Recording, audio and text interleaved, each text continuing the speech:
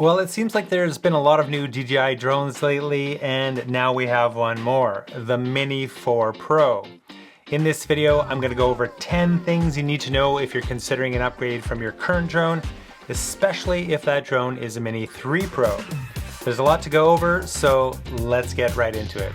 The Mini 3 Pro was the first mini drone to offer obstacle avoidance, but it only had forward, rear, and downward facing sensors. The Mini 4 Pro, however, has full 360-degree obstacle detection and avoidance, which I think is one of the killer features of this drone. It has 4 all-new wide-angle sensors on the front and top of the drone, cleverly positioned to cover forward, backward, upward, and lateral drone movement. The upgraded sensors on the belly complete the full 360-degree coverage. Along with this upgraded vision system comes APAS 5.0, which unlocks even more autonomous flight options, and that leads right into the next feature. The Mini 4 Pro has Waypoints. Now, if you're not familiar with Waypoints, basically it allows you to plan flight routes and shooting actions in advance and have the drone execute that flight plan smoothly and automatically. Waypoint flights can be saved so you can repeat the same routes and actions at a later time at the same location with the same precision. Along with Waypoint Flight, DJI also added cruise control and advanced return to home to the Mini 4 Pro. Cruise control is exactly what it sounds like. You can take your fingers off the controls and let the drone maintain steady state flight for smooth and consistent captures. Waypoints and cruise control allow you to capture cinematic shots with precise and smooth movements that may not even be possible with manual control. And finally, advanced return to home makes use of 360-degree obstacle avoidance to plan a safe return home while automatically avoiding obstacles. Advanced return to home also includes the augmented reality feature, so you can see on screen the exact path your drone will take to come home. The Mini 4 Pro also introduced a new feature called ActiveTrack 360 degrees, which expands on ActiveTrack to bring enhanced subject tracking capabilities. This feature has a new user control, the trace wheel, where you just swipe your finger to influence how the drone actively follows the subject. It allows for more control over ActiveTrack and the ability to execute complicated shots with more precision. It is definitely going to help people capture more creative and more professional shots with minimal effort. The Mini 4 Pro features DJI's latest O4 transmission system, which is the same as the Air 3. This means smooth, responsive control and 1080p live video up to 60 frames per second for distances up to 20 kilometers. Of course, though, this feature is only available with the newer RC2 and RC-N2 controllers, which are the only 2 controllers the Mini 4 Pro currently supports. The older RC and RC-N1 controllers are not compatible with the Mini 4 Pro at this time, and it's probably safe to assume that they will not be in the future. So if you're hoping to use your older controllers with the Mini 4 Pro, you are probably out of luck. The camera sensor on the Mini 4 Pro is the same 1/1.3 inch sensor found on the Mini 3 Pro and Air 3.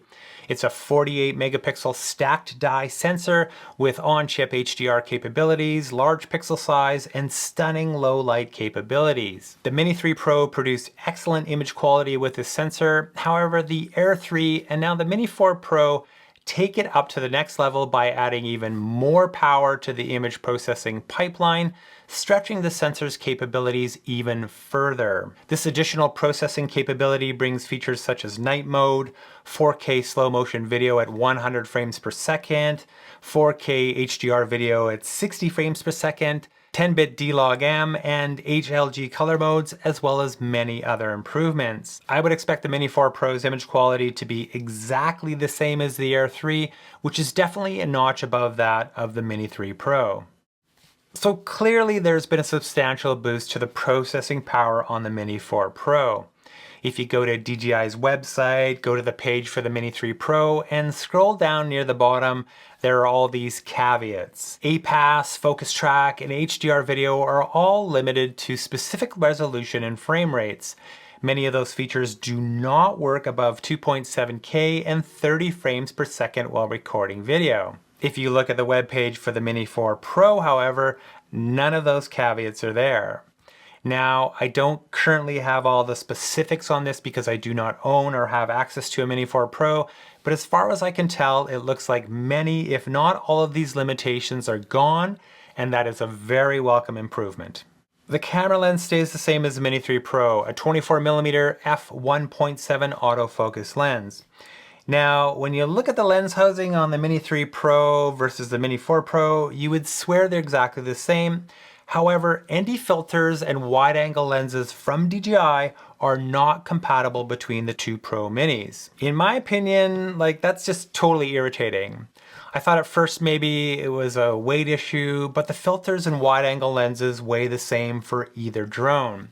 For some reason unknown to me, DJI has made changes to the camera housing and those accessories are no longer compatible.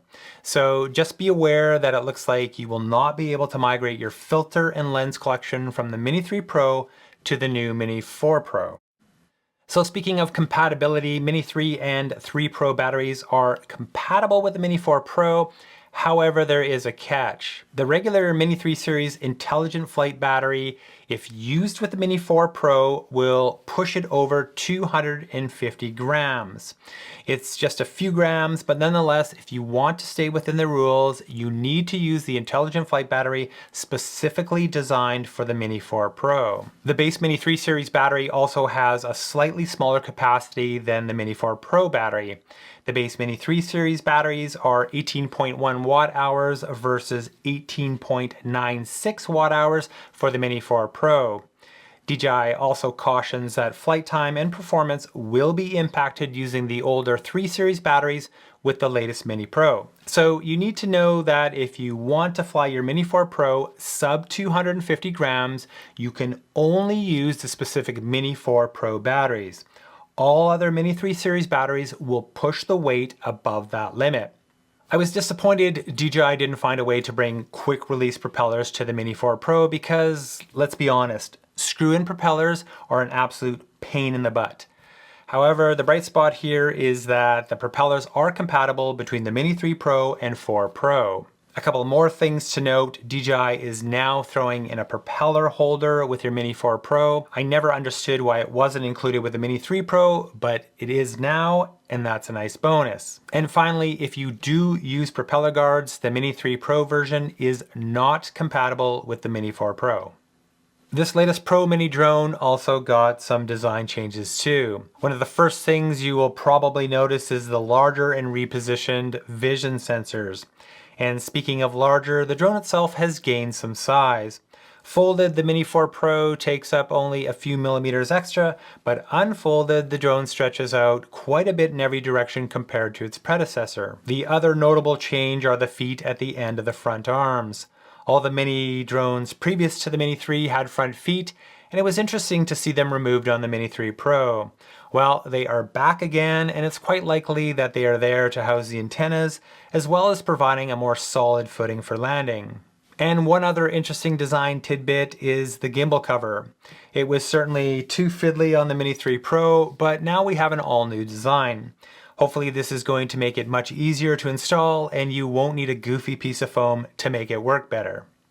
And lastly, the Mini 4 Pro gets a small boost in internal storage. It's now 2 gigabytes in size, up from the Mini 3 Pro's 1.25 gigabytes. While not as generous as the Air 3's 8 gigabytes of internal storage, any increase is appreciated for those times when, you left all your SD cards at home. Now, with all the improvements over the Mini 3 Pro, you would expect the 4 Pro to have a big price bump, but that's just not the case. When I bought my Mini 3 Pro over a year ago, I paid $909 US for the drone and the RC controller. That same package today with the updated RC2 controller is listed at $919. Only 10 bucks more. That's pretty impressive. Some folks are already calling this new Mini the Air 3 Mini. And I think that's a pretty apt description. Minus the extra camera, this drone looks to be just as capable as its larger sibling in a smaller, less expensive, and sub 250 gram package.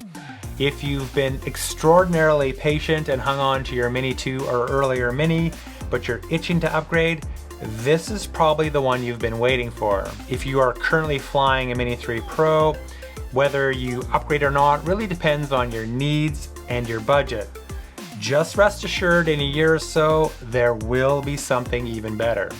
Well, that's it for this one, guys. I would love to hear what you guys think about this latest powerhouse drone from DJI, so please let me know in the comments below. And as always, thanks so much for watching, and yep, I'll see you in the next one. Bye.